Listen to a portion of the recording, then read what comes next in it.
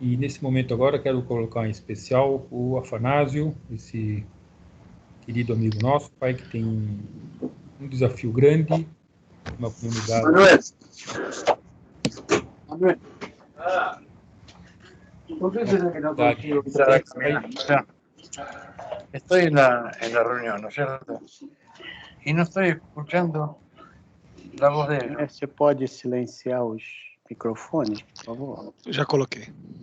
E colocar, pai, diante de ti o Afanásio, então, com sua comunidade que ele tem ali, e esse desafio adicional, pai, dessa família, essas crianças, esse tratamento com esse mal tão perverso da droga, paizinho, que ele tenha sabedoria, tenha discernimento, tenha o apoio necessário, o que tiver ao nosso alcance, pai, que a gente possa efetivar, demonstrar o auxílio necessário, pai, e que, acima de tudo, Senhor, o Senhor possa alcançar essas vidas, tocar cada uma delas, essa filha com o esposo que, cuidando de todas essas crianças, pai, o trabalho enorme que deve ser, o cuidado, a atenção, pai, que o Senhor esteja com essa família, pai. Amém. E com o Afanásio, para que ele tenha a sabedoria e o discernimento de como lidar nessa situação tão delicada, paizinho. É isso que eu oro agora e entrego nas tuas mãos, Senhor. Em nome de Jesus, Pai, amém. Amém. Pai Santo, querido, eu quero também lembrar, Senhor, aqui do trabalho aqui no Lar Batista, Senhor, do desafio que deve ser ali, Senhor. Eu quero te pedir, Senhor, pela vida da Maura, do Neidmar, Senhor, que lhe deram este lugar com tanto afinco, Senhor, com tanto tempo, Pai. Que você possa continuar abençoando-os, Pai. Senhor, eu sei que as dificuldades são imensas e o Senhor pôs no coração do Fábio, do Mantovani, da Helena, do Humberto, Senhor, Nemer, de estar trabalhando ali, Senhor, de ter esse núcleo, esse time ali, Senhor. Então, capacita-o, Senhor. Quero te pedir que o Senhor os proteja, os guarde, Senhor, dê bom ânimo, Senhor, não deixe o desânimo chegar, Senhor, mas sim, mantenha-os animados, Senhor, fortaleça-os, Senhor, guarde-os, proteja, que eles possam ser usados ali por Ti, Senhor. Amém. Que eles possam ser realmente, Senhor, luz em meio a tantas, não que lá tenha trevas, Pai, mas pessoas que passaram por coisas tão difíceis, Pai. Eu não tenho ideia, nós não temos ideia, Senhor, mas quem está ali não está ali por um acaso, Pai. Então, que o Senhor que eles possam ser instrumentos Teus, usados para honrar o Teu nome, para glorificar o Teu nome, mas principalmente, Senhor, para levar o Evangelho que causa mudança de vida, que causa transformação, Senhor, na vida deles. Capacita-os, Senhor, guarda-os, protege-os, Senhor, mantenha-os firmes, Pai. E também te peço, pelo resto do grupo aqui, Pai, por Amém. cada um de nós, Pai, Deus. que a gente possa sempre estar lembrando deles, Pai, nas nossas orações, que a gente sempre possa também ser um apoio, Senhor, de alguma maneira, numa conversa, informalmente, de alguma maneira, e que a gente possa estar dispostos, Pai, a qualquer um aqui, Senhor, que precisar de uma ajuda, levantar a mão e a gente possa ser solícito. Eu oro agradecido, oro por este momento, por esta reunião, que a gente possa aprender bastante, Senhor, e que a gente possa usar isso também para o engrandecimento do Teu reino, para o Teu nome, para a Tua honra e glória. No nome santo e poderoso de Jesus, eu oro agradecido por tudo, Pai. Amém. Eu também queria pedir que vocês orassem pela Helena. A Helena está se recuperando de uma cirurgia. Como é que ela está, Nemer? Está bem? Tá bem.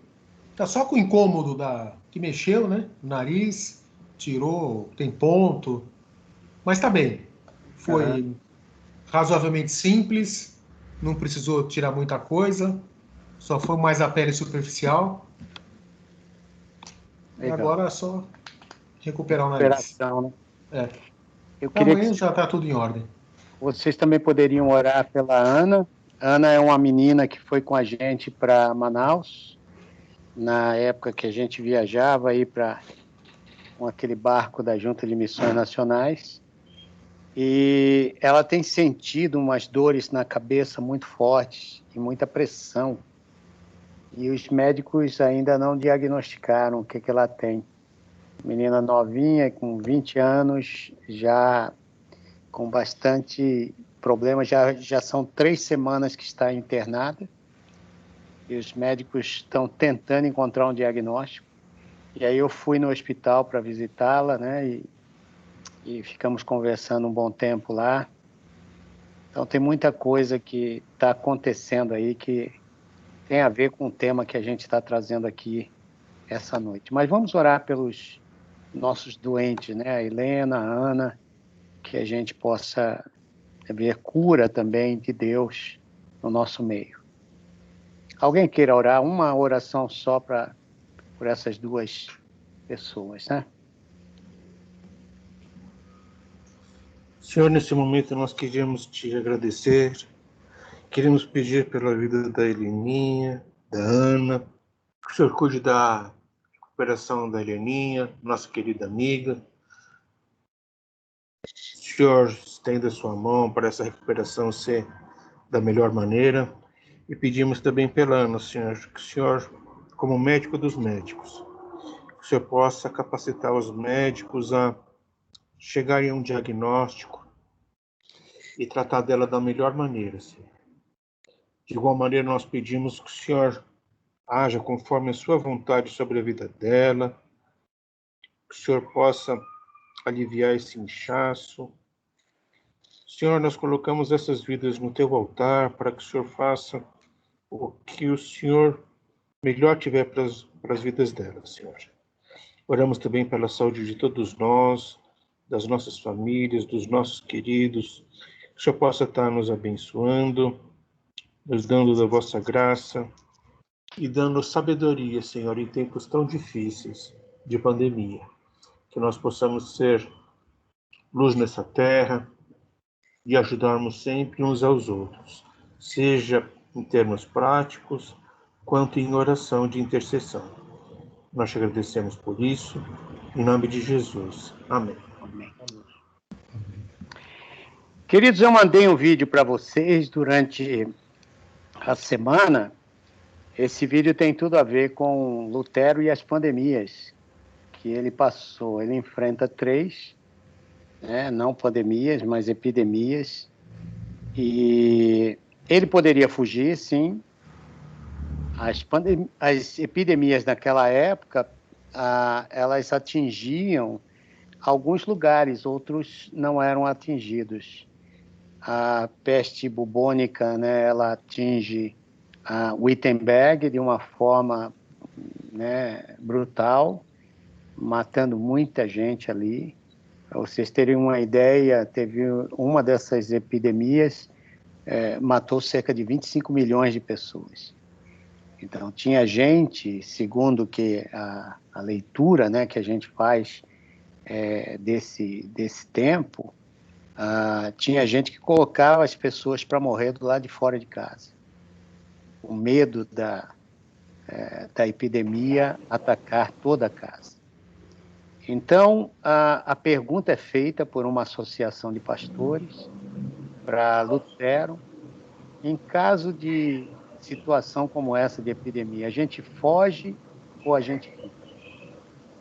Pergunta difícil, eu sinceramente teria uma dificuldade muito grande para respondê-la, mas diante da fé e diante daquilo que você escuta e prega, né, há um chamado aqui nós estamos falando para pessoas seletas desse grupo aqui, né, que a gente... Aí então trouxe esse texto da carta de Lutero para os pastores, para vocês, e esse vídeo que essa semana eu encontrei. Na verdade, se vocês querem tudo sobre a história da igreja, esse grupo chamado BITE, B-I-T-E, eles produzem vídeos muito bons sobre essa questão todinha da história da igreja e alguns movimentos, gente que você nem conhece, nunca ouviu falar de nomes, mas eles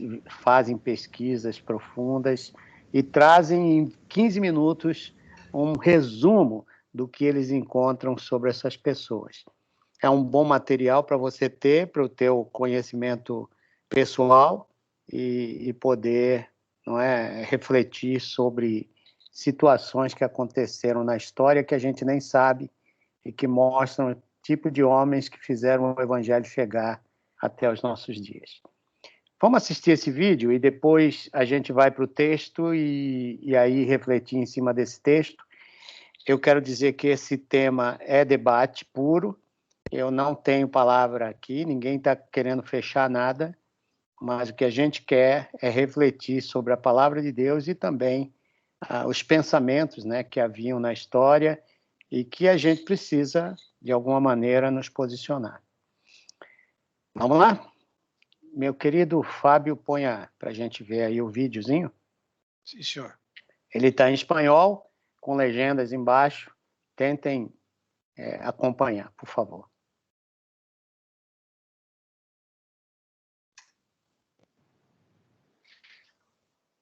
Unos meses antes del 10 de agosto de 1527, día en el que la peste bubónica golpeó Silesia, el reverendo Johann Hess, líder de la reforma en esa ciudad, envió una carta a Wittenberg preguntando a Lutero sobre si un cristiano debería huir de una plaga mortal. Con la presencia de la peste más mortífera de la historia, tanto en Silesia como en Wittenberg, Lutero escribe una de sus cartas más apasionantes.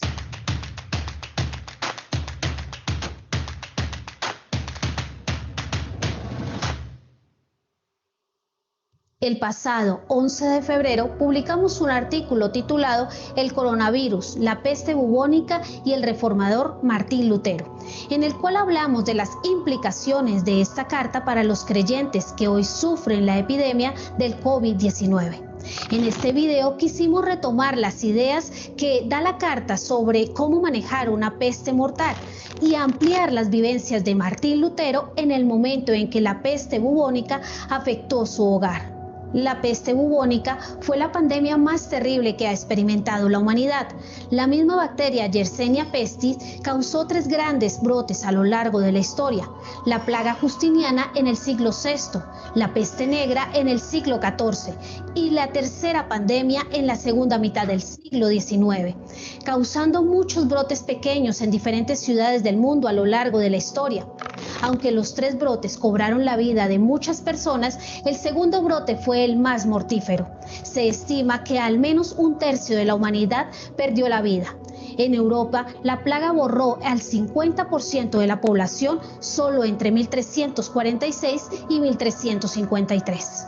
Esta peste afectó directamente a Martín Lutero cuando llegó a Wittenberg en agosto de 1527, junto con Johannes Bugenhagen y otros 2 capellanes. Lutero se quedó en la ciudad por las razones expuestas en su carta, oponiéndose a la orden del príncipe elector Juan de Sajonia.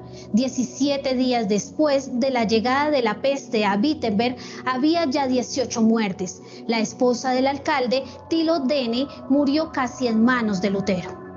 Catarina, esposa del reformador, convirtió su hogar en un hospital. Cuando se casaron, recibieron un antiguo monasterio agustino como hogar, y Catarina se dedicó a lo largo de su vida a administrar las tenencias del lugar, lo cual incluía convertirlo en un refugio para enfermos en tiempos de epidemias o enfermedades extendidas.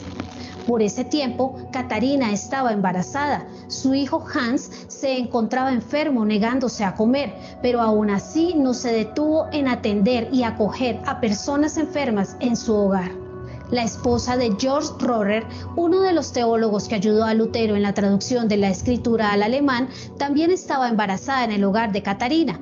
A causa de la peste enfermó y ella y su bebé perdieron la vida. Bugenhagen, llamado doctor Pomeranus por Lutero, fue su consejero personal y quien lo unió en matrimonio con Catarina. En el momento en que la peste llegó a Wittenberg, este famoso reformador se mudó junto con su familia a vivir a la casa hospital de Lutero en busca de consuelo mutuo. Hacia noviembre del mismo año, tiempo por el cual la peste había cobrado muchas vidas tanto en Silesia como en Wittenberg desde agosto y estaba ya a punto de acabarse en ambos lugares, Lutero respondió a Hess. Su respuesta también fue motivada por el hecho de que corrió una voz que afirmaba la cobardía de los habitantes de Wittenberg al huir de la peste. En su carta abierta de 14 páginas titulada sobre si se debe huir de una plaga mortal, Lutero trata dos posiciones que circulaban por el momento. Unos decían que un cristiano no tenía razones para huir, mientras que otros decían que sí. Esta carta fue reimpresa en muchos lugares, buscando beneficiar a tanta gente como fuese posible en tiempos de epidemia. Aquí les presentamos 3 ideas fundamentales que resumen el contenido de la carta. La primera idea en la carta de Lutero es que es posible huir de una peste mortal en desobediencia absoluta. Esto ocurre cuando hay un deber entre personas. En la familia, un hijo no puede huir mientras sus padres necesitan de cuidado, ni tampoco ha de huir un padre dejando a su esposa y a sus hijos. Un pastor debe permanecer para ministrar a sus ovejas, tanto en lo físico como en lo espiritual. Un siervo tenía un deber para con su maestro y un maestro para con su siervo. También quienes tienen cargos públicos deben permanecer para el cuidado de otros, igual que quienes trabajan en ayudar a los demás, como los médicos. La única excepción es que una persona provea de un reemplazo capacitado para cuidar de aquellos para con quienes tiene un deber. Un médico puede traer a otro para que cumpla sus funciones, lo mismo que un gobernante o un pastor, pero si no hay tal provisión, no hay forma de huir sin que se cometa un gran pecado. Ahora, ese deber se extiende a todos aquellos que no tienen forma de cuidarse. Lo ideal, dice Lutero, es que el gobierno de cada ciudad tenga los medios para cuidar de su gente. Pero si no es el caso, entonces es importante que la gente misma se disponga para ayudar a otros en todo lo posible.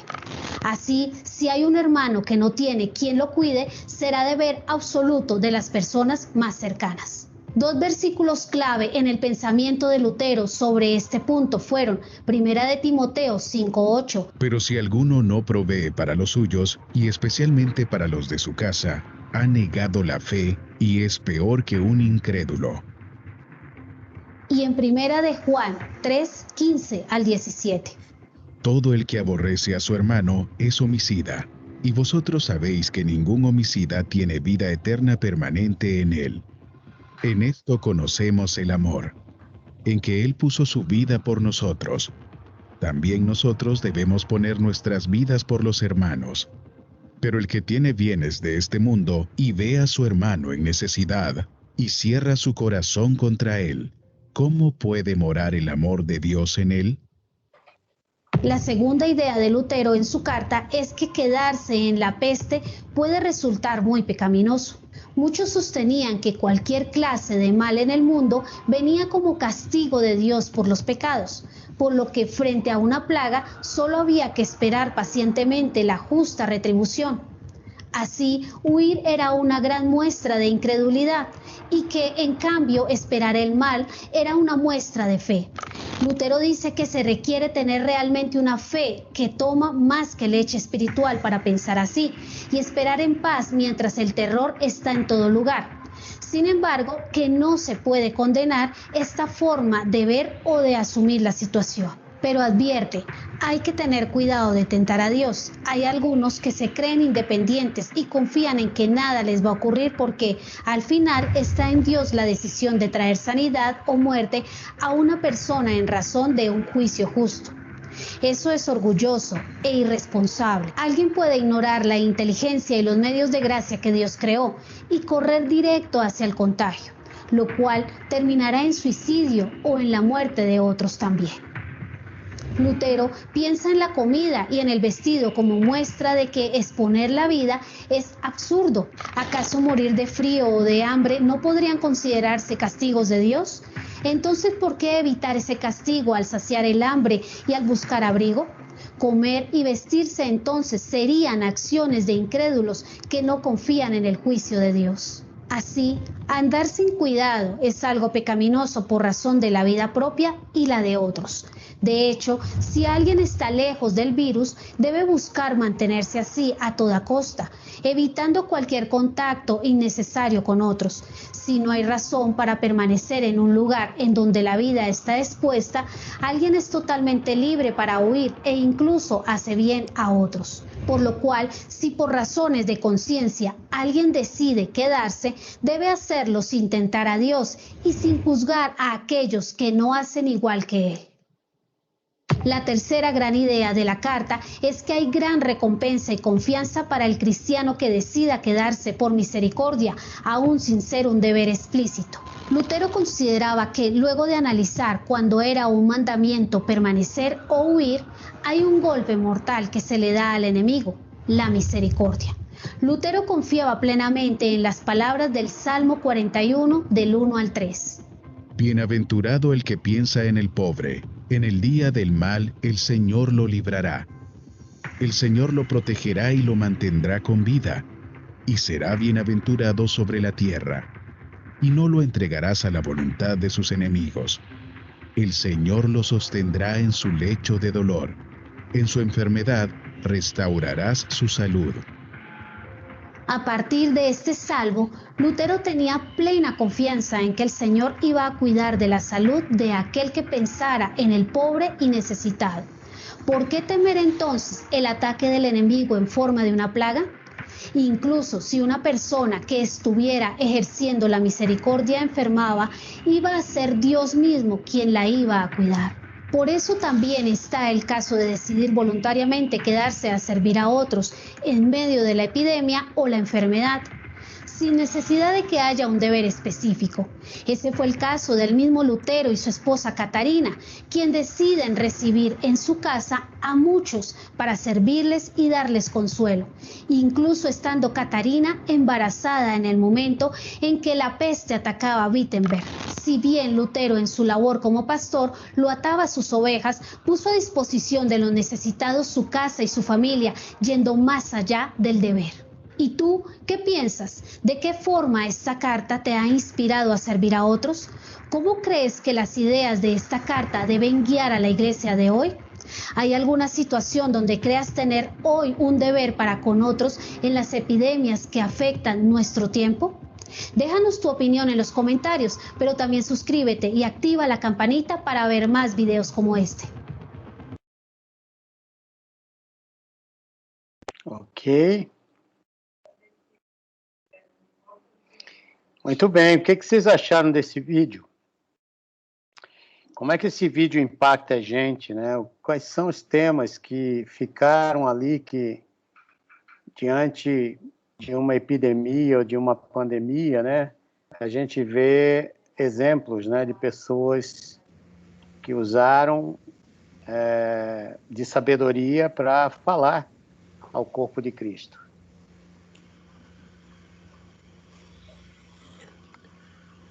Começando com um resumo, para variar, eu acho que existem 3 situações em que a gente pode fazer uma relação em relação ao discipulado de Cristo. A primeira situação, aqueles que não escutam o chamado, né? É aqueles que querem ficar sem juízo de valor, né? Mas aqueles que querem ficar cuidando de si próprios e não estão atentos, não estão dispostos a fazer nada pelos outros. Existem aqueles que são chamados, né? Realmente Deus coloca no coração, a pessoa se dispõe a fazer alguma coisa e fica atenta ao que fazer e ao que não fazer. Vá para cá, não vá para lá, faça isso, não faça aquilo. E tem aquele que se chama, né? Aquele que se chama é aquele que quer colocar Deus à prova, né? É aquele que quer fazer alguma coisa, mesmo sem Deus tê-lo chamado. E essa pessoa quer colocar Deus à prova no sentido de que não vai acontecer nada, porque ela supostamente está sendo chamada para fazer aquilo, quando Deus, na verdade, não chamou ela para aquela missão. Então, nós temos o grupo dos que não escutam, aqueles que são chamados e aqueles que se chamam. Que boa. Eu queria comentar também, pastor. Posso falar? Pode, por favor. Como o senhor perguntou como impactou, né, a gente, né, esse vídeo, eu vou falar assim de uma experiência que estamos vivendo aqui em casa, né? Por conta do DNC do grupo de risco, logo que começou a pandemia, eu já comecei a trabalhar em casa, então nós nos trancamos mesmo, com medo do coronavírus, tivemos medo de pegar coronavírus e a gente se trancou. Só que uma forma da gente poder ajudar as pessoas foi cuidando do pequeno grupo, isso era 15 dias, a gente começou a fazer semanal. Só que depois que a gente começou a se envolver um pouco mais com este grupo, a ler a carta, a ouvir um pouco mais de Deus, assim, não é que a gente ficou corajoso, mas a gente tá um pouco mais consciente, a gente conseguiu visitar um casal de amigos que acabaram de ter filhos lá em Caraguá, entramos no quarto deles, oramos, levamos uma palavra. Hoje a gente estava indo para o Lar Batista levar uma oferta para uma pessoa de lá, só que a gente acabou não precisando chegar até lá, encontramos no meio do caminho. Então, não é que a gente está corajoso, mas a gente está sendo impactado por tudo isso que a gente está ouvindo, sabe? A gente não está colocando Deus à prova, mas graças a Deus a gente está vendo que a gente pode se cuidar saindo aqui de casa. A gente pode cuidar um pouco de uma forma... A gente pode cuidar do próximo, cuidar das pessoas de uma forma consciente, né? Então, é isso que a gente está vivendo hoje. Aquilo que eu mencionei, né, Rafa? No sentido de ser chamado, faça aquilo, não faça isto. Quer dizer, tem muito a ver o modo como cuidar, né? Pode ser totalmente cuidadoso e cuidar das pessoas online. Existem muitas maneiras. Fanásio? Então, desde que eu li, né, o texto, né, e agora o vídeo novamente, o que me impactou muito foi olhando para essa perspectiva de Lutero, né, e vendo que tudo dele é versículo, né? Tudo dele ele tem versículos claros na mente, é como se salta no coração dele. E aí me saltou um texto assim, né, que é de 2 Timóteo 4:5, né? Tu, porém, seres sóbrio em todas as coisas, cumpre cabalmente o teu ministério, faz o trabalho do evangelista, né? E para mim o que fica claro vendo esse posicionamento dele é a sobriedade dele, né? Quanto à vocação dele, quanto às coisas espirituais. Ele não deixou com que a situação, né, do mundo aqui o embriagasse, né? Roubasse a sobriedade dele, né? Então era uma coisa muito clara, ele não perdia de vista o propósito da vocação, né, dele. Então o que me impactou assim é que se a pergunta que deveria ser feita, né, posteriormente era como cumprir, né, o meu chamado em meio a esse novo cenário que surge. Então eu não posso perder de vista o meu chamado, né, o meu propósito, o qual Deus me vocacionou. Então como eu posso cumpri-lo, né, com sobriedade em meio a tudo isso, né? E aí Lutero não quis fugir, né, do chamado. Então por isso que ele foi a fundo, né? E essa sobriedade nos traz textos, né? Deus fala conosco, né? E nos mostra as oportunidades de servir. Então eu fiquei muito impactado com isso, né? E o problema hoje em dia também sim é que às vezes até a nossa fé ela está muito presa a esse negócio de certo, né? Eu creio nesse negócio de que fé não é um pulo no escuro.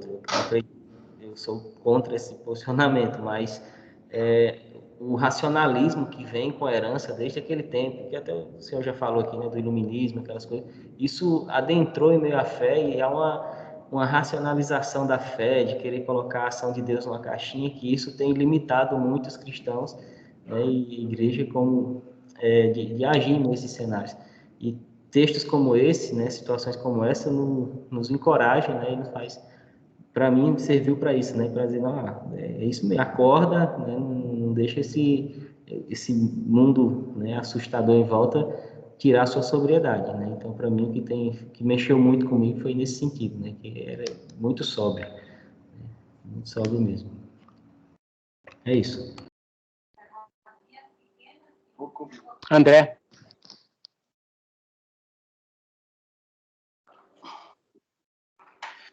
Pastor Humberto, assim, tentando dar uma organizada nas ideias, né? Eu tinha lido o texto, vi o vídeo hoje, e pegando um link aí no que a Frane falou, né, em relação a versículos, né? Eu anotei os 3 versículos que ela fala, né? 1 Timóteo 5 e tal. Eu só não entendi o nome que você falou, porque a internet fez aqui um... Tá ouvindo bem? Ele vai repetir o mesmo nome, cara. Não, Afanásio, eu falei errado. Eu falei errado, não.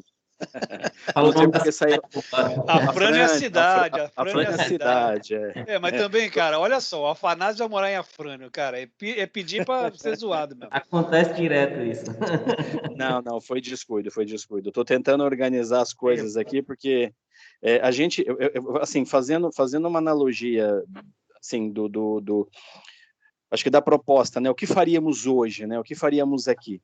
Eu acho muito interessante que a gente está vivendo no Brasil, principalmente, né? Que é a nossa casa, que é a nossa terra, um problema terrível de polarização em todos os sentidos, né? E a gente vive um problema crônico aqui de narrativa. E aí tem uma frase do Pondé que eu acho muito legal, que ele fala que, perguntaram para ele, Pondé, como é que você define o século XXI? Ele fala, século XXI é o século da mentira. Então, uma das coisas que mais complica a nossa vida hoje como brasileiro é a narrativa.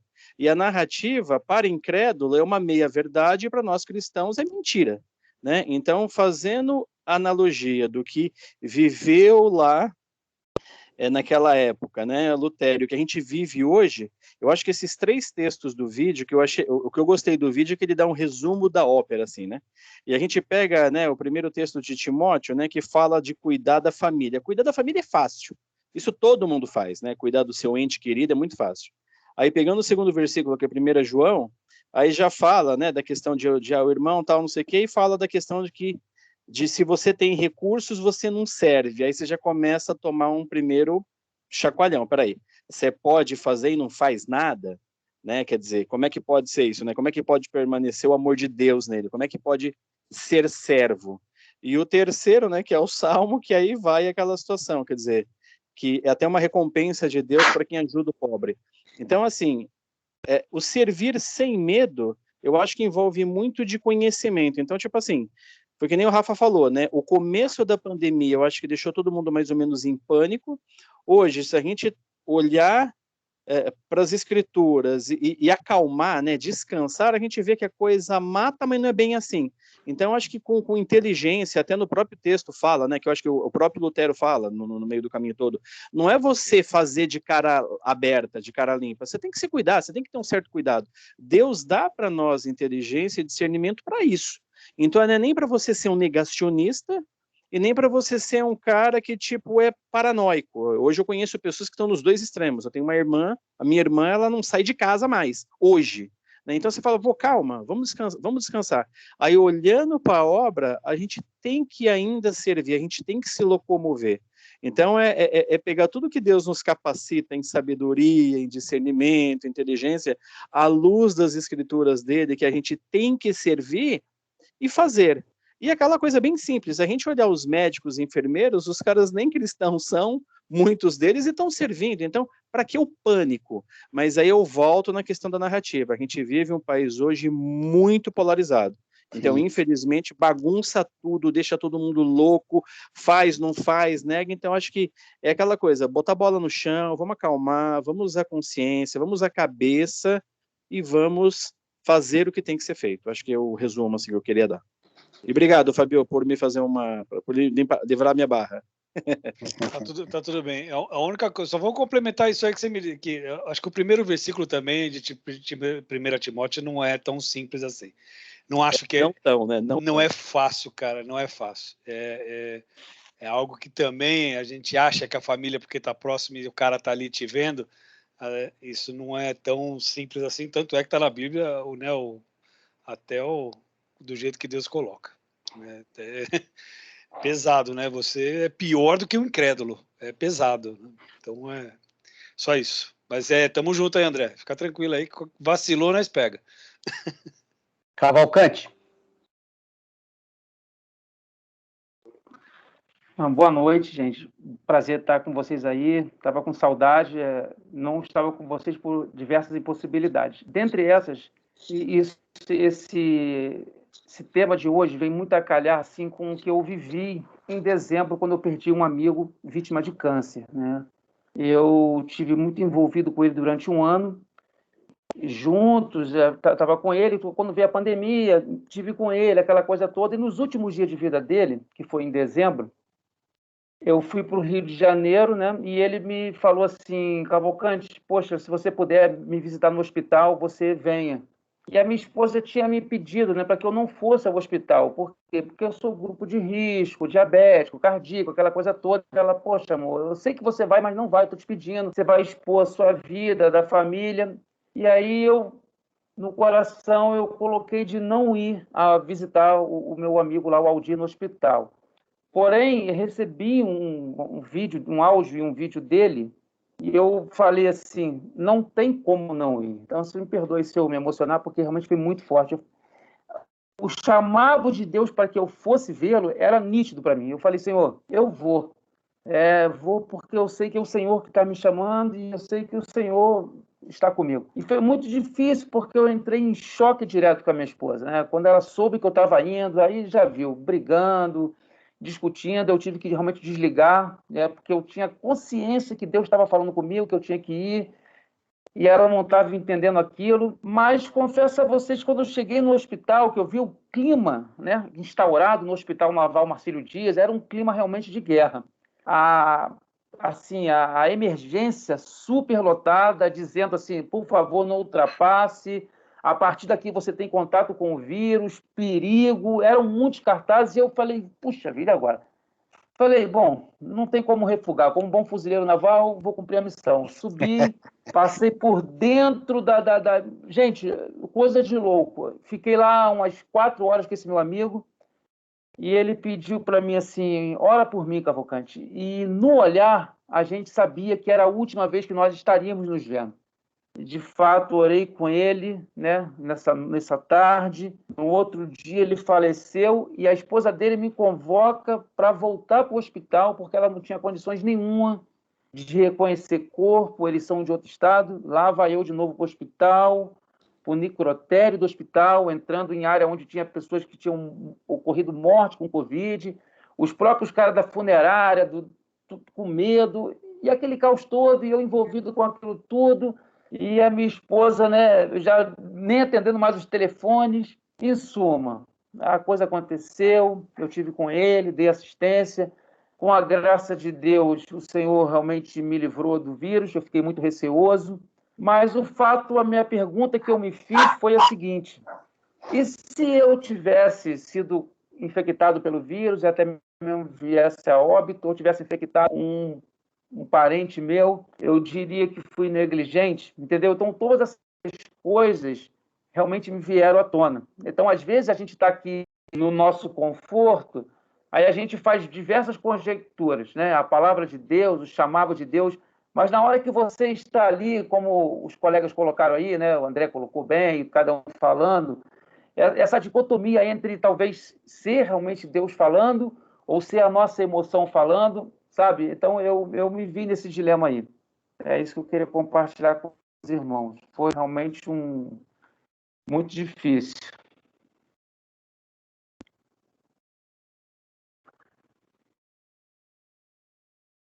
Tem mais alguma contribuição aí? Só você ter mais um detalhezinho aqui, eu não vou passar mais de um minuto. Nesse contexto aí, gente, a coisa foi tão grave que eu confesso que eu ainda estou agora que eu estou um pouco mais curado no dia, porque o colega faleceu num dia, eu fui para a casa dele, uma dessas profetas malucas ainda disse que Deus iria me usar para ressuscitar esse colega, e a esposa desse meu amigo me esperou no necrotério do hospital para que eu pudesse entrar no necrotério e pudesse ressuscitar o marido dela.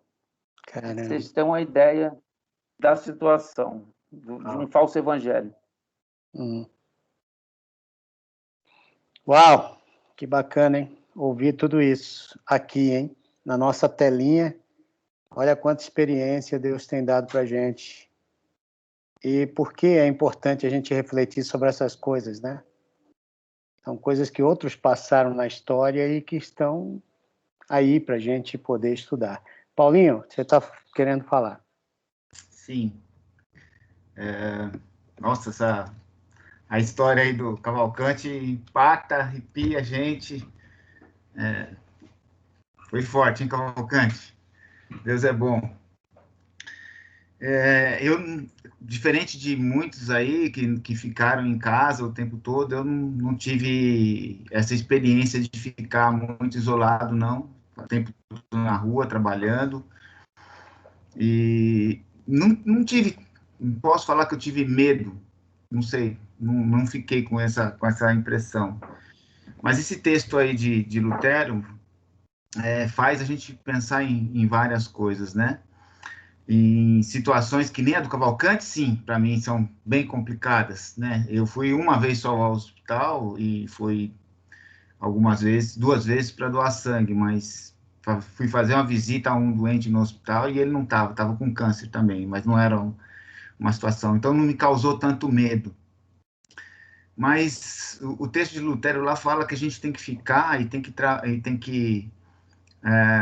é necessário que as pessoas saibam dos sacramentos. Ele vai usar a palavra sacramentos lá, né?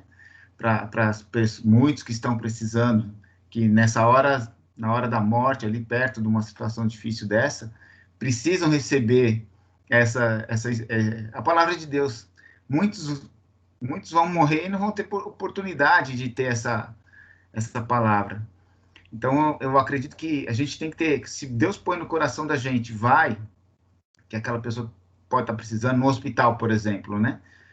Tem que ir, pode ir, se cuide, tome todos os cuidados e vá, né? Tem um texto que, quando a gente estava falando aqui, me veio muito à cabeça, e que é lá em Romanos 10, 14, que fala assim: como, pois, invocarão aqueles que não creram? E como crerão aqueles que não ouviram falar? E como ouvirão se não houver quem pregue? Então, muitas dessas pessoas que passam por essas dificuldades agora, nunca ouviram falar de Deus.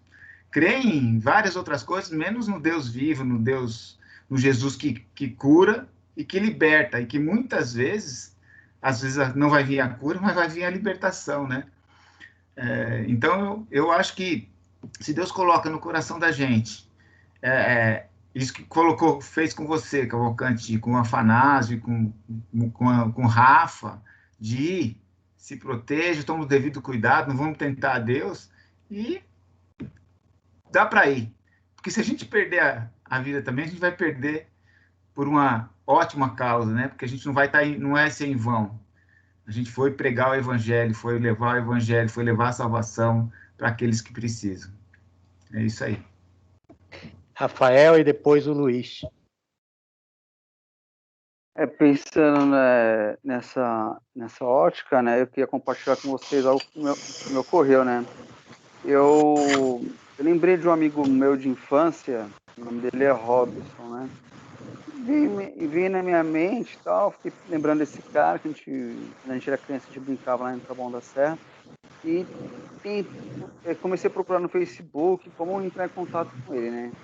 Até que eu consegui, depois de quase 2 semanas, né? Quando eu consegui, chamei ele para conversar no WhatsApp, ele estava dando entrada no hospital em Joinville, internado de Covid. E interessante que a gente começou a conversar, falar um pouco do passado, falei um pouco do meu testemunho de libertação de drogas, quando eu fui usuário e tal, como eu estou hoje, com família, servindo a Deus, e passei alguns louvores para ele, orei por ele. E depois eu falei com ele ontem, ele não está 100%, mas já saiu do hospital, graças a Deus, foi muito bom. Então, às vezes, também a gente fica muito focado no tem que estar lá, mas a gente tem a tecnologia, né? Se Deus, ele pode usar a nossa vida através da tecnologia também, né? Então, só para compartilhar com vocês. Muito bom, Luiz. Tá sem som, Luiz. Desmuta aí.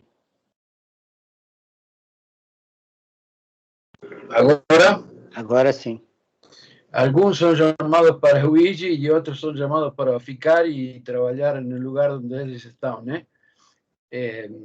Então, eu tenho muitas perguntas para Deus, coisas que eu não entendo verdadeiramente, né?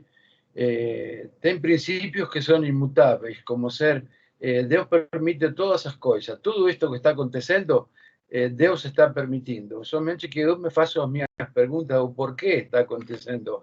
Eu gostaria de saber a origem. Um exemplo, quando eu vejo a vida de Jó, ele não é muito fácil, já sabemos o que acontece, leímos o livro, mas Jó naquele momento não sabia o que estava acontecendo. Temos outro caso com Davi, com o tema do censo, por causa desse ego dele, de fazer aquele... A consequência trágica foram 70.000 pessoas que morreram por causa daquilo. Ele tem uma visão e vê o anjo com a espada na mão, ceifando gente, né? Isso foi uma peste também. Então, não sabemos tudo aquilo. E aí onde eu me pergunto, Senhor, o que é isto? Será que isto se encaixa dentro do versículo de Romanos, capítulo 1? A ira de Deus se manifesta desde os céus contra toda impiedade dos homens. Então, eu gostaria de entender que é isso que está acontecendo e também nós ter um posicionamento. Cada um tem um posicionamento. Eu veia o testemunho de Afanasio e digo, puxa vida, como gostaria de estar trabalhando, estar na frente como outros estão, mas estou trabalhando desde outro ângulo.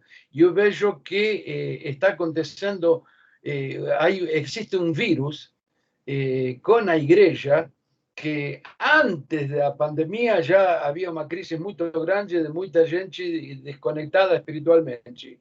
E hoje, pior ainda, há uma dispersão muito grande da igreja, das pessoas que normalmente frequentavam a igreja, estão muito dispersas, preocupadas, cada um com sua situação, e pessoas que estão em um estado lamentável, né?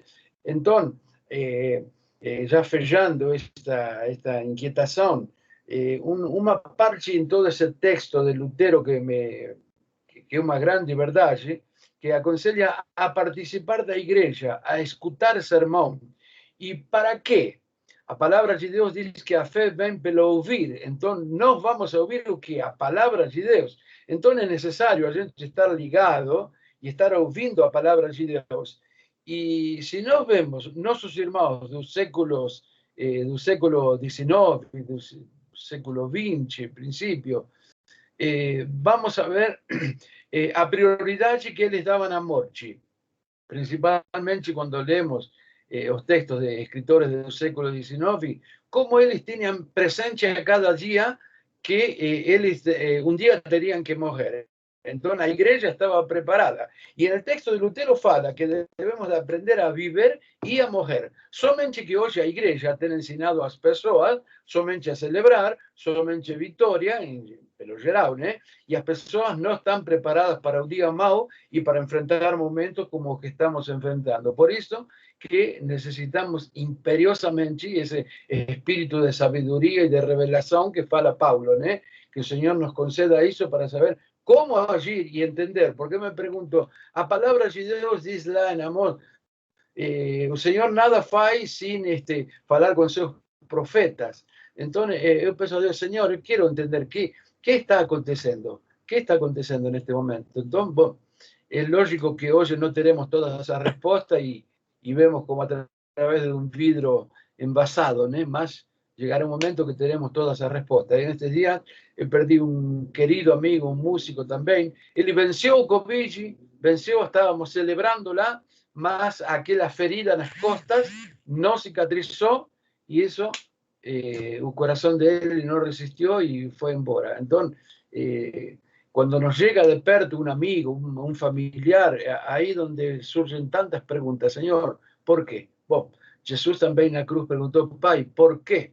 En todo ser humano siempre existe un porquê, né? Isso aí. Ok. Mais alguma contribuição? Quero lembrar 2 pontos. Primeiro, Lutero passou a cuidar de pessoas, uma a uma. E a hora que ele transforma a casa dele em hospital, significa que ele cuidava como um médico. Então, tomava cuidado, tinha todo um jeito que, para a época, era o que os médicos faziam, que um hospital fazia. Nada feito na galega, vou reunir um monte de gente para conversar, para explicar. Ele passou a cuidar de pessoas um a um. E cuidar como um médico cuida, tomando o cuidado, dando o remédio. Então, dá a entender que ele fez de acordo com o que o figurino da época permitia. E eu acho que isso é que tem que a gente sempre lembrar. Eu vou cuidar, mas eu vou cuidar com extrema responsabilidade e extremo cuidado. Deixa eu fazer uma pergunta aqui. Vocês acham que essa pandemia vai acabar assim que vier as vacinas? Não. Ou será que essa é uma realidade que vamos ter que encarar como igreja daqui para frente? Se você é um chamado e estivesse pastoreando uma igreja, como é que você vai encarar isso, se ficar mais um ano assim? Não estou falando isso aqui para pensarmos em termos financeiros ou qualquer coisa dessa natureza. Eu estou aqui pensando como é que a gente cuida de ovelhas. Chamados de Deus para cuidar de ovelhas. Eu acho que a preocupação é essa, né, pastor? A gente está longe, algumas pessoas vão ter que permanecer longe porque são grupo de risco, mas vão precisar ser muito bem cuidadas. Eu tenho tido muita preocupação, principalmente com essas pessoas que têm que ficar em casa, né? Então, principalmente os idosos, enfim, as pessoas de grupo de risco. Essas pessoas vão ter que ter um cuidado, um olhar diferenciado. Isso tem me tocado profundamente, né? Tenho conversado com o Fábio, de alcançar essas pessoas as que estão perto, né? Então, da família, a gente vem cuidando como a gente pode, né? Fazendo algumas coisas de mercado, ajudando o emocional mesmo, fazendo chamada, indo quando a gente pode, né? Também não indo com tanta frequência, porque a gente precisa resguardar. Então, é aquela sabedoria, né? Que a gente vai aos poucos. A gente é bem complicado. Na verdade, é um cenário muito adaptação nova, né? Que a igreja vai ter que repensar todo o seu ministério, né? Para fora e para dentro. Eu venho pensando nisso e principalmente, por exemplo, dos idosos com essa questão de não conseguir manusear, de não estar no mundo digital. Então, eles estão ficando cada vez mais esquecidos, né? Cada vez mais marginalizados, vamos dizer assim, porque eles não conseguem estar. A gente fala assim, puxa, mas tem a tecnologia.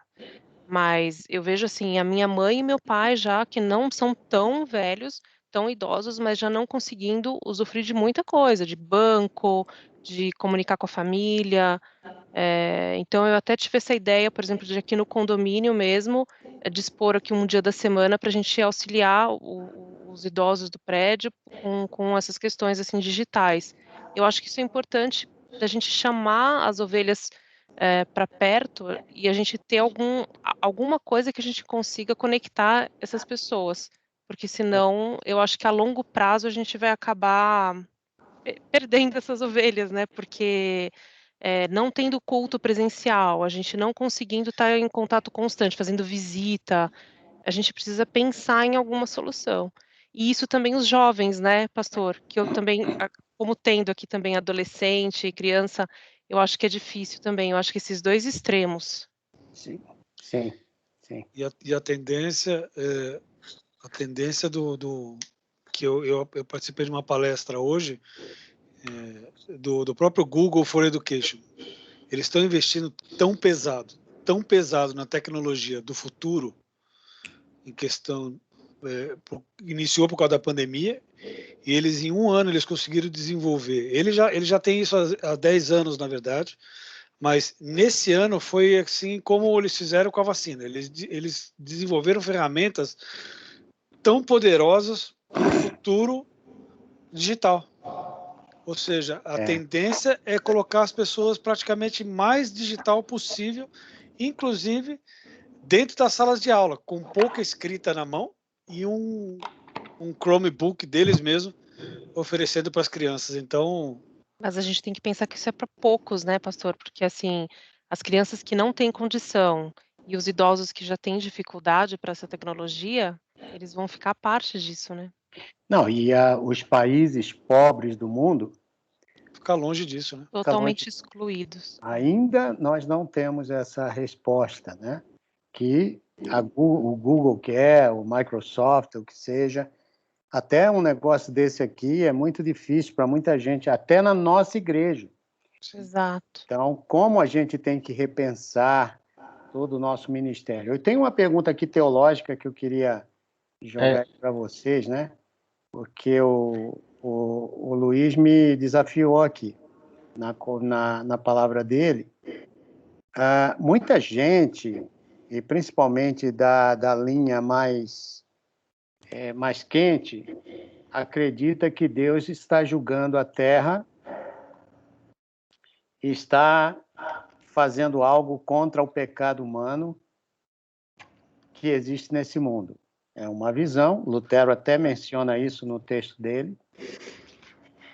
E a outra visão é que é muito beneficente, que quer fazer só o bem para os outros, sem pensar em nada que tenha a ver com Deus. Como é que você vê esse negócio? Como é que você, teologicamente, como um homem chamado, uma mulher chamada, você vê esse tempo? Você vê que é Deus julgando, então você não tem nada a ver com isso. Se Deus quer julgar e vai matar, mata mesmo. É assunto dele, ele dá vida, ele tira. Então ele tem todo o direito de fazer isso, então não tem o que fazer. Aí você vai para casa, deixa os outros morrerem. Qual é a tua posição? Porque eu vejo isso de vez em quando sair da boca de pessoas e que tem um fundo aí teológico nesse negócio que a gente precisa ter uma posição, né? E que o que Deus está fazendo? Deus está realmente purificando? E se ele está purificando e que ele tem direito, é para chamar atenção ou não da sua igreja? É para que a sua igreja entenda ou não o seu papel? Vamos lá, quero ver agora sangue correr aqui entre a gente. Dice, posso falar? Sim. Eu volto ao caso de Davi, é um caso específico. Até eu fiz uma ministração disso, que acontece aquela peste, morrem 70.000 pessoas, e Davi pide, por favor, a Deus, llega. Qual é a solução que Deus concede para essa situação? Alguém pode falar para mim, Luiz, esse era outro contexto, outro caso, mas será que podemos pegar algum princípio? Eu peguei um princípio. O seguinte, qual foi a solução para aquela mortandade, para aquela peste naquele momento? Deus mandou a Davi a erguer um memorial, certo? Acho que vocês devem conhecer aquela história. Ele compra a eira de Araúna, ele quer pagar mesmo, quer que tenha um custo aquilo, e ele ergue um altar, um sacrifício a Deus. E aquela peste parou. Eu pergunto, será que hoje Deus não deseja que sua igreja, que seu povo erga um altar para Deus, e esse erguer o altar é aquilo que fala a segunda de Crônicas, se meu povo se humilhar e clamarem, eu ouvirei desde o céu. Será? Eu me pergunto. Eu tomei para minha vida isso e tentei, e estou tentando cada dia, e tenho incentivado a muitos a verdadeiramente, neste tempo de pandemia, que muitos estão fechados, é uma excelente oportunidade para erguer um altar de oração nas nossas casas e, principalmente, os matrimônios, estar orando e clamando a Deus. Para mim, isso tem sido uma bênção, e com as pessoas que he compartilhado de fazer isso também tem sido. E uma forma de colaborar com outros, porque temos que trabalhar também com nossos irmãos que estão morrendo. Seja qual for a causa, están morrendo espiritualmente, esgotados espiritualmente. Entonces tenemos distintas frentes para trabajar. A epidemia, a pandemia y también a pandemia espiritual con nuestros hermanos que están de nuestro lado fechados, con miedo, aterrorizados. Entonces, el tema es muy profundo y estamos só começando a conversa, né? E são dois lados, né, Luiz? O Senhor te chamou para você proclamar o Evangelho. E o Senhor te chamou para cuidar de ovelhas. Então, tem dois aspectos aqui que fazem com que a igreja tenha... E a igreja, ela vive com essa é a produção da igreja. Almas convertidas a Cristo e, ao mesmo tempo, o crescimento daqueles que estão em Cristo. Essas duas coisas você não pode esquecer. Por isso que não há crítica aqui de quem fica em casa fazendo o papel dentro de casa com os outros de fora. E não há crítica para aqueles que vão, porque Deus está chamando, para ir lá e fazer a obra que Deus está colocando no coração dele. A gente tem que entender que são ministérios, como você falou, né, diferentes, e que têm uma noção. Eu não posso imaginar, e aqui também é outro motivo para a gente refletir, como vai ser pós-pandemia ou sem vacina e depois com a vacina, o sofrimento das pessoas que tiveram perdas. E nós não estávamos lá. E nós não estávamos lá. Então, essas pessoas que não têm Cristo e que nós não estávamos lá, eles vão cobrar da igreja. Sem dúvida, a igreja vai precisar de um altar. Já faz tempo, né? Que a gente precisa de um altar. Isso aí já é conhecido. Agora, o papel de fazer as pessoas que estão fora verem Jesus Cristo em nós é o que nós estamos aqui. E aí eu estou falando para chamados, eu não estou falando para a igreja. Estou falando para os chamados aqui dessa telinha. Afanásio? O Cavalcante e o André, eles levantaram a mão antes. Estavam na frente, então? Isso é honestidade demais, poxa. É Luiz, já foi, e aí é o Cavalcante e depois o Afanásio. Legal. Bom, o André tinha levantado antes, acho que ele desistiu de falar. Não, eu tô sendo cavalheiro, que como você estava um pouco afastado, então pode falar na frente, Então, eu vou procurar, assim, tentar aprofundar um pouquinho aí essa questão teológica para a gente debater aí, que o pastor Humberto levantou. Desde o início aí, que quando eu estava lá falando, né, sempre me veio à mente a questão da soberania de Deus.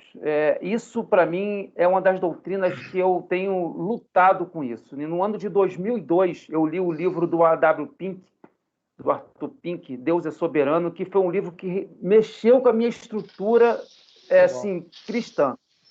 Eu demorei, irmãos, 4 meses lendo aquele livro, jogava ele para o lado, trazia ele, briguei com o livro e com a Bíblia, sabe? Eu estava iniciando na fé reformada e falo para vocês, eu indiquei ele para um amigo meu aí, que está da Morumbi, falei que ele falou que era um livro difícil, fui indicar, ele está quase pirando lá, jogou o livro fora também. Então, a gente pensa assim, aquilo que o Luiz tem colocado, se nós dissermos, dentro desse debate teológico, como alguns cristãos liberais, né, que não acreditam que a Bíblia é a palavra de Deus, aquela coisa toda que a gente conhece bem, que o mundo segue o seu próprio curso e que Deus não intervém, né? O teísmo aberto, vamos colocar aí uma linguagem teológica, né? Esse teísmo aberto aí que o Piper tanto fala e foi tanto debate aí, ou seja, que Deus ele não conhece o futuro acontece por si só, ou seja, o casuísmo. A gente vai dizer então que nós temos um Deus, me perdoe a expressão, um Deus fraco, um Deus que criou, mas que não cuida da sua criação. E a gente vê, por exemplo, ali, já que o Luiz tem citado aí Jó, né? Jó fala assim, receberemos a casa somente o bem de Deus e também não o mal. É uma coisa que gera uma porção de controvérsia, debate teológico, exegese, tudo. Então, nesse emaranhado todo, que o pastor Humberto colocou a gente na sinuca de bico aí, E isso dá debate aí para um ano aí de mestrado e doutorado. Eu particularmente, do que eu tenho lido, examinado as escrituras, procurado ouvir bons mestres, eu fico com o lado reformado, com o lado ortodoxo, que Deus é soberano, né? A gente vê nos Salmos, a gente vê isso no Evangelho, ou seja, em todas as Escrituras. Então, ou seja, não cai uma folha da árvore, não vem uma doença que o Senhor não dê consentimento, que o Senhor tem o perfeito controle de tudo. Então, isso eu descanso em Deus. Ou seja, como Lutero dizia, né, o diabo é o diabo de Deus. Ou seja, ele é o servo de Deus. Ele faz aquilo que conforme Deus lhe apraz. Então, ele só atua até onde Deus permite. Então, dentro desse... Aí entra outra questão que o pastor colocou. Tudo bem, ok, Deus faz o que faz, ele é soberano, então ele mandou a pandemia, está julgando o mundo, e qual é o meu papel? Meu papel, assim, recitando aqui de uma forma bem direta, aqui, sem pensar muito aqui, é não vos conformeis a esse mundo, mas transformai-vos pela renovação do vosso entendimento. Ou seja, a partir das Escrituras, eu procuro enxergar, ter as Escrituras como a lente que faz eu enxergar o mundo, e não o contrário. Então, eu vejo o mundo a partir da lente bíblica. E aí eu atuo junto com aquilo que o Senhor quer, que é proclamar o Evangelho, que é ser luz do mundo, que é ser sal da terra. Vou deixar para os irmãos falarem aí, desculpa aí que eu já falei demais. E aí nem a ciência domina a tua vida, né? Porque não tem ciência maior do que aquela que vem da sabedoria da palavra de Deus. Afanásio. Posso? Peraí. Não, é o André, né? Muita hora nessa calma. Eu vou pegar um gancho na palavra que legal, cara. Você quer falar, é assim mesmo. Se puder, né? Se o pastor, se o mestre permitir, né? Todos. Eu vou pegar um gancho aí no que o Cavalcante falou, que é a questão da soberania de Deus.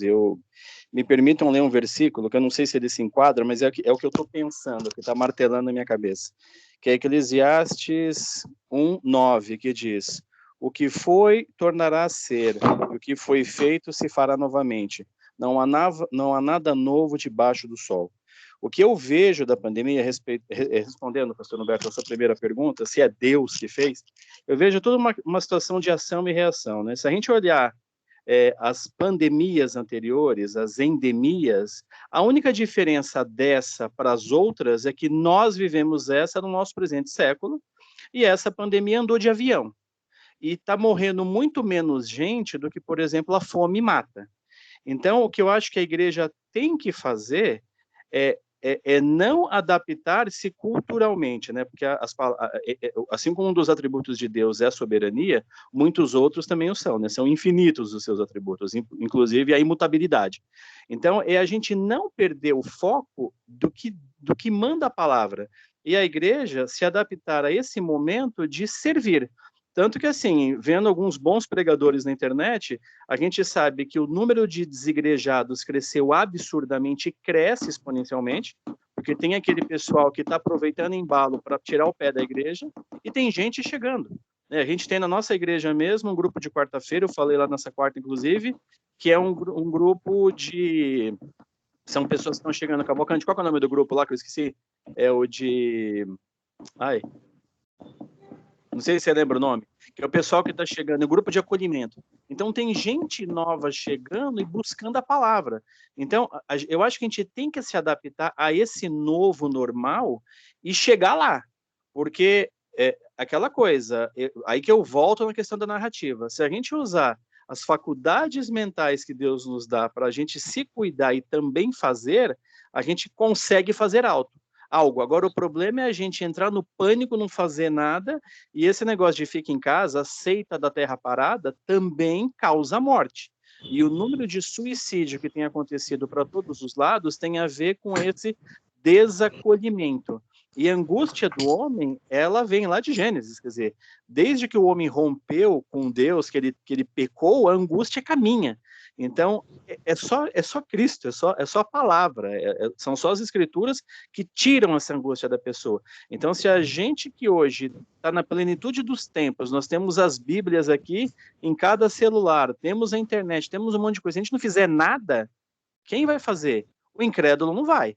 o cara vai continuar buscando outras coisas para fugir dessa realidade que é o novo normal. E respondendo também, pastor Humberto, a sua pergunta, essa não é a última pandemia e provavelmente ela nem acaba e as próximas estão no ar, né? Então, tipo assim, a gente não volta mais ao que era antigamente, né? Não volta. Mesmo, e aí sendo realista para o nosso índice vacinal. Muitos de nós só vamos tomar vacina provavelmente daqui a um ano, porque a coisa é tão complexa que não tem vacina. Então, tipo assim, a gente vai ficar parado, não vai fazer nada. Eu acho que é um desafio muito grande de sentar, repensar, se organizar, como fazer, porque fazer tem que se fazer. Aí eu vou lá em Tiago que fala, né? A fé sem obras é morta. Então a gente tem que fazer alguma coisa. É isso. Estou gostando demais dessa discussão, dessa reflexão, porque eu estou vendo aqui maturidade na nossa fala. Isso, para mim, é fantástico.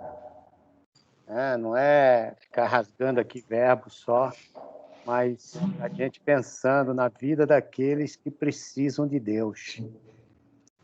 Fala, Afanásio. É o Afanásio agora? Então vai, Afanásio. Rapidamente, só vou voltar àquela primeira Rafael, né? Aquela primeira pergunta que o senhor fez, né? E se demorar, como é que vai ser, né? Rápido, objetivo, já também se vem de gancho para a próxima, né? Que Lutero fala, né? No texto diz assim, né? Que Lutero diz que devemos admoestar o povo para que participe da igreja, ouça o sermão, para que eles aprendam através da palavra de Deus como viver e como morrer. Né? Então, é claro isso aí, né? E aí a outra questão é, o povo precisa de preparação espiritual. E às vezes, se não tiver essa sobriedade, o sermão vai ser aquela terapia. Deixa eu só pegar um ganchinho aí. Isso que você falou é muito importante. Porque ninguém quer morrer. Isso. Ou ninguém quer pensar na morte. E é engraçado que você vai para a igreja pensando na eternidade. Ou deveria, pelo menos. Supostamente, eu vou na igreja para cantar e louvar a um Deus que me salvou de mim mesmo e me colocou o nome no livro da vida. E que eu quero ser chamado um dia desse, bem-vindo, servo bom e fiel, entra para o gozo. O reino que te foi preparado.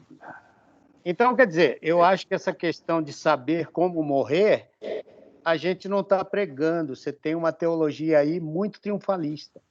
Fala, Afanásio. Não, mas é isso mesmo, né? É justamente isso. É uma carência, né? Eu tenho lutado muito com isso, porque ensinar isso, né? Não é ser fatalista, que eu vou já entrar na próxima pergunta, mas a Dave Furman, né, que escreve aquele livro Lado a Lado, da editora Fiel, muito bom, né? Ele é um pastor, né, lá nos Emirados Árabes, né, e plantador de igreja, né? E ele perdeu o movimento das mãos, né, dos braços. Né?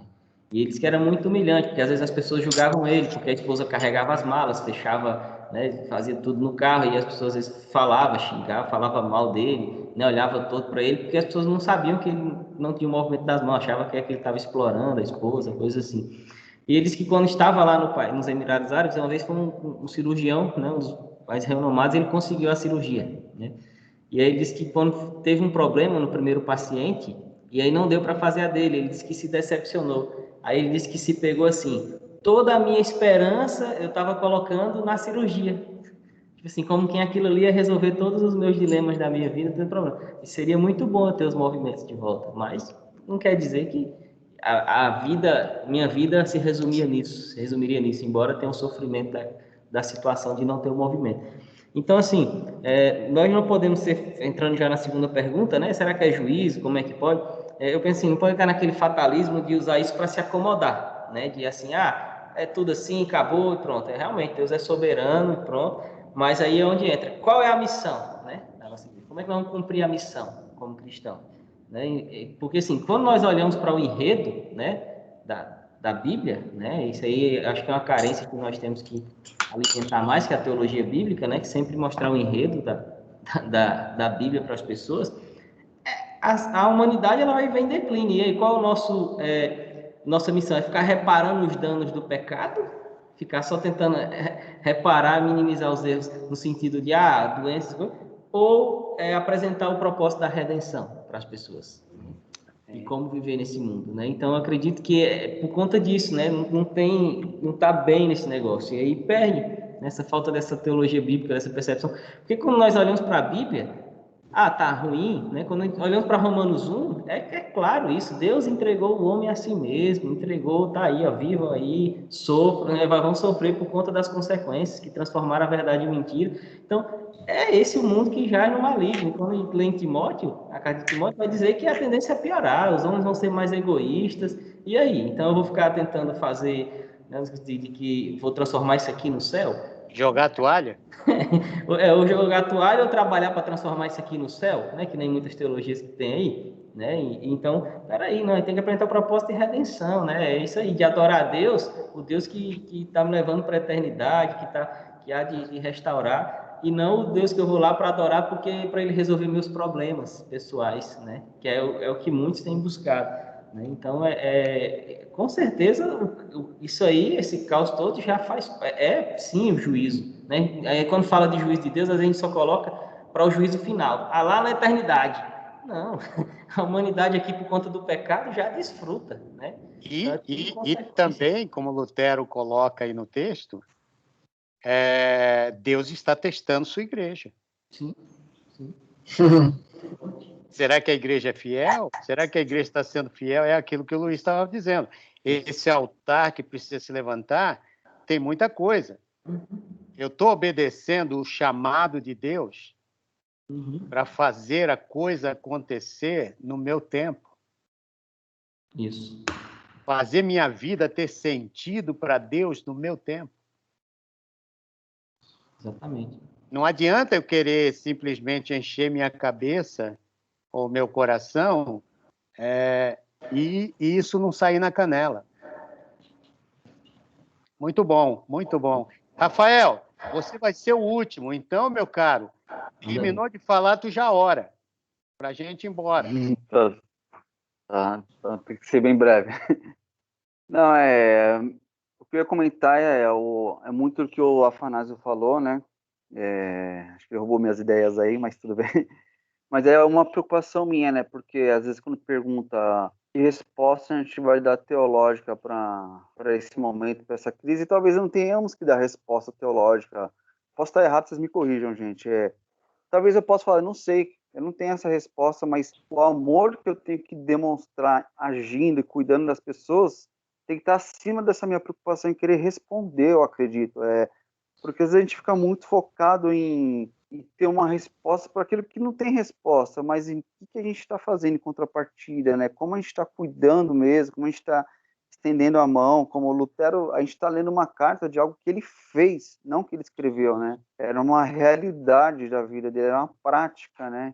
Então essa é uma preocupação que eu tenho, né? De ficar muito focado em ler, estudar e alguém perguntar, um cara inteligente perguntar, o Pondé me perguntar, eu saber responder a letra, mas a minha vida prática não condiz, né? Eu não amo o próximo, como a palavra diz, nisso conhecereis que são os meus discípulos, que vos amares uns aos outros, né? Então, essa é uma preocupação do Rafael, né? Até que ponto a gente está preocupado em dar uma resposta teológica ou a gente está preocupado em realmente amar o próximo, amar aquele que é o nosso próximo, né?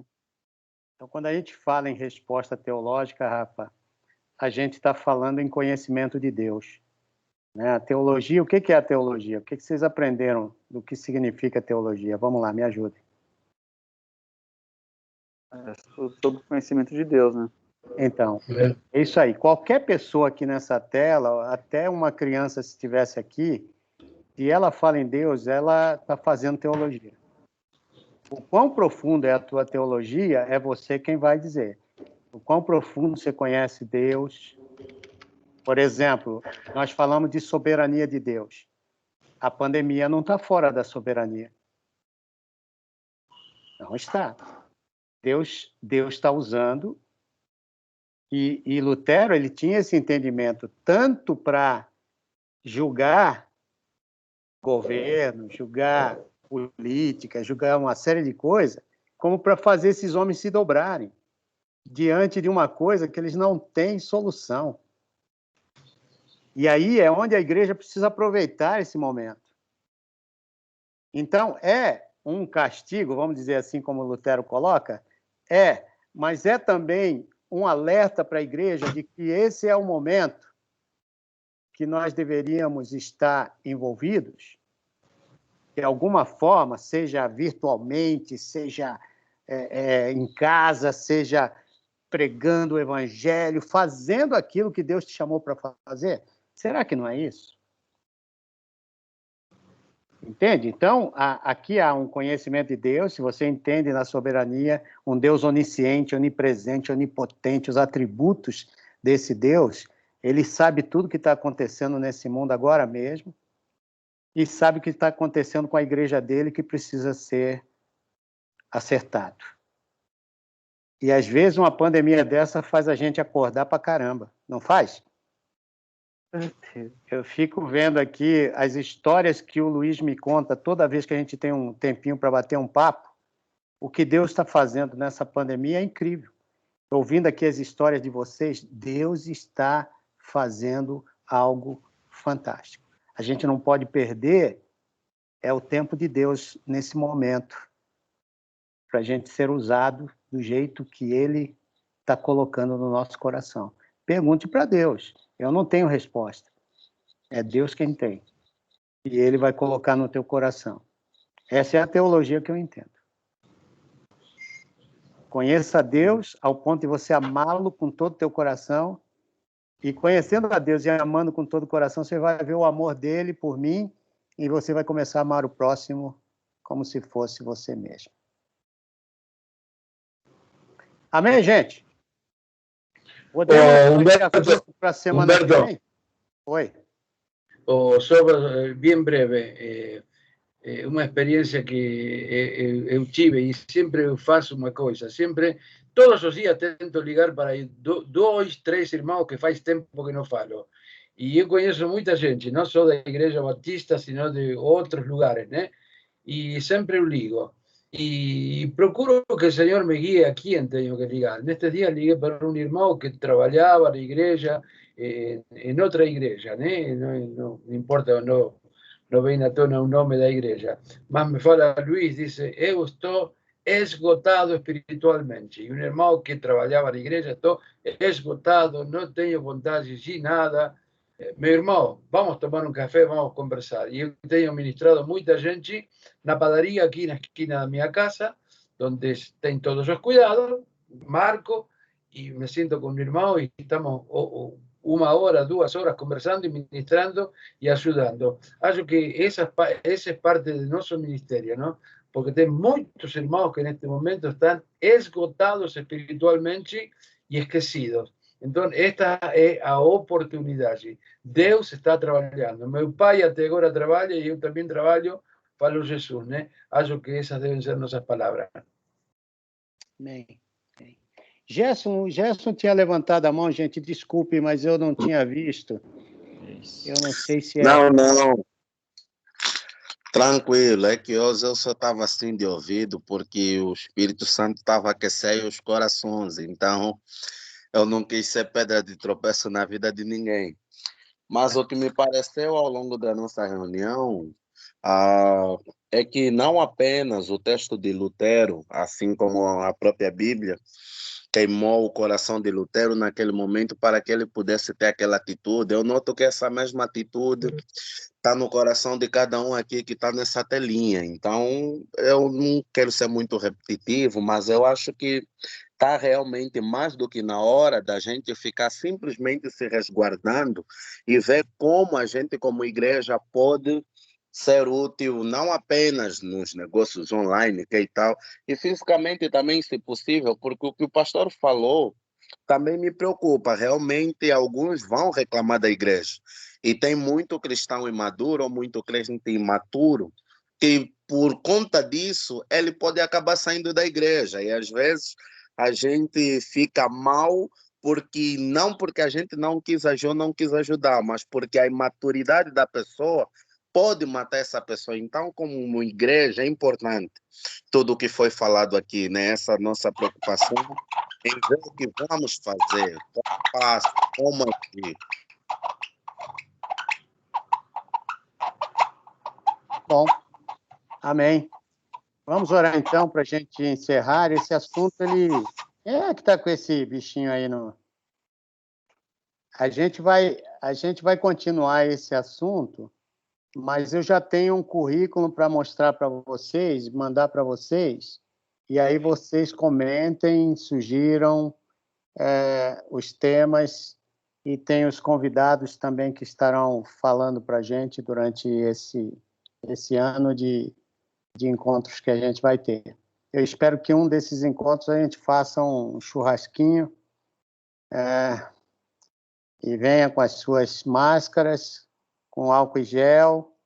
A gente toma um álcool e gel aqui para você limpar e nós vamos ter um encontro desse presencial. Estou brincando aqui, mas precisamos ter um encontro presencial entre nós, com mantendo todo o distanciamento mais para frente, mas para a gente poder contar nossas histórias pessoalmente. Eu acho que vai ser um tempo de qualidade.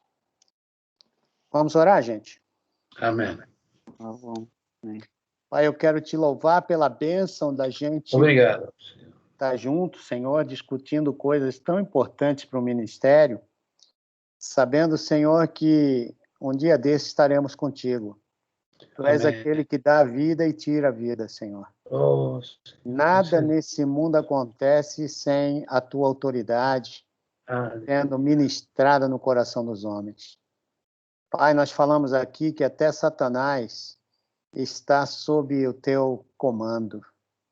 E tu tens, Senhor, a palavra da verdade. Sim, por isso, Senhor. Deus, eu quero descansar nessa palavra. Sim, nem ter medo e nem ser tolo. Deus, ajuda-nos a sermos sábios e a entendermos aquilo que tu estás falando conosco, não com a sociedade, não com o outro ali do lado, mas fala conosco, Senhor, e nos dá sabedoria para sermos usados por ti num momento como esse que o mundo tanto precisa da igreja. Faz isso, Senhor, para a honra e glória do teu nome. O mundo não tem para onde ir. Governos falham, está provado com a pandemia. As palavras dos homens são falhas. No entanto, Senhor, a tua igreja, ela tem a palavra da verdade. A gente tem o caminho, a verdade e a vida. Por isso, Senhor, nos ajuda a sermos sábios nesse momento, para sabermos o que fazer, como fazer, onde fazer, e, Senhor, termos todos os cuidados. Obrigado pelo que tu já estás nos dando. Obrigado, Senhor. É a minha oração em nome de Jesus. Sim, Jesus. Amém. Amém. Amém. Deus abençoe Amém. a todos. Amém, gente. Muito jóia ouvir Amém. vocês. Vocês dão uma alegria